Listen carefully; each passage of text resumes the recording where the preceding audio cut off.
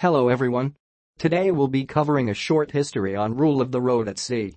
Why do we have the international regulations for preventing collisions at sea, the rule of the road, colregs or collision regulations?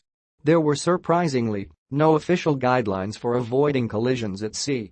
There existed customary rules of good seamanship, which were evolved and observed by seafaring peoples in different parts of the world.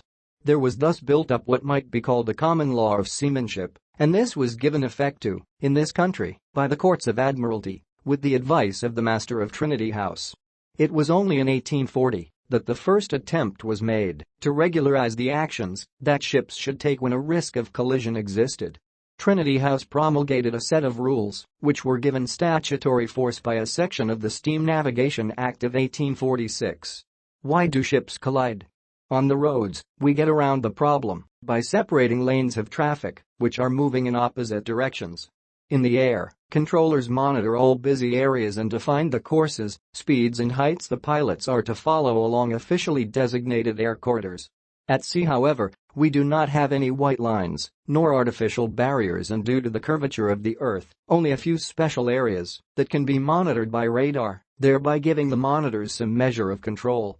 The collision regulations were made by an order in council in 1896.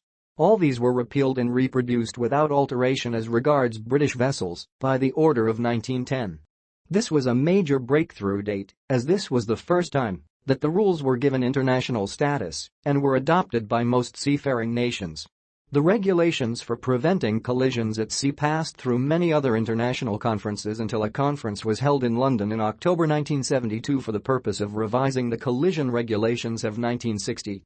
As a result of its deliberations, the conference adopted and opened for signature the Convention on International Regulations for Preventing Collisions at Sea 1972, to which were attached the rules and annexes, which constitute the main regulations of today. The convention was to enter into force only 12 months after the date on which at least 15 states had become parties to it. However, the aggregate of the merchant fleets comprised with the 15 states was not to be less than 65% by number or tonnage of the world fleet of 100 gross tons and over. This necessary acceptance having been achieved by July 1976, the International Regulations for Preventing Collisions at Sea 1972 came into force on 15 July 1977. Certain other changes have been made over the years. Last changes are made in 2018, which will be covered in next videos.